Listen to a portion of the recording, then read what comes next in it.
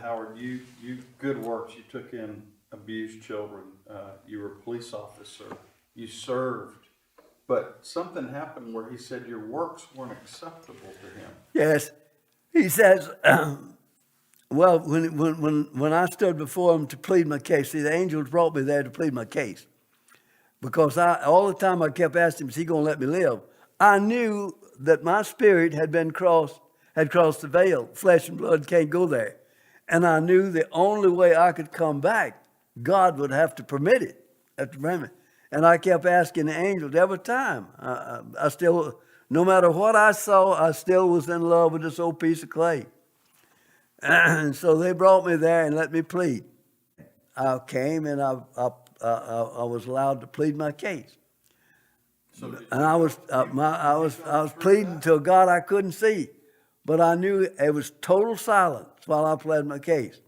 I was telling him I reminded him of all my good works. I told him about all the things that I'd done, all the things that's what I was basing on my good work. I told him about all of that. And when he was never said a word till I finished. When I finished, then he answered me in a voice that sounded like thunder. Wasn't anything like the voice that Satan had used on him. He says, he started, I'm going to try to quote verbatim exactly what he says. Your faith is dead. Your works are in vain.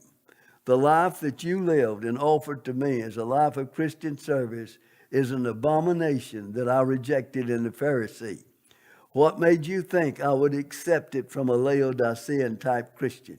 In fact, untold millions are living the same kind of life that you lived, and they stand in danger of my everlasting wrath.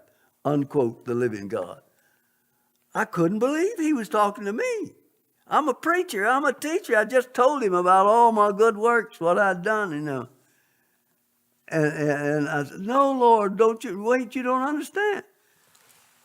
He said, you didn't do those works for me. You did them for a false God. I said, Lord, I worked for you. I called you Lord every day.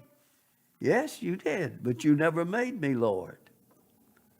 What a difference. To call him Lord gives him a title. To make him Lord promotes him to ruler of life. Who is your Lord? But Lord, I was serving you. No, you wasn't. You served a false God. Then he named him. Satan's number one selling false God. S-E-L-F. Instantly. I knew everything he said was true. Had he reached down and picked me up and dropped me in hell, I would have said amen.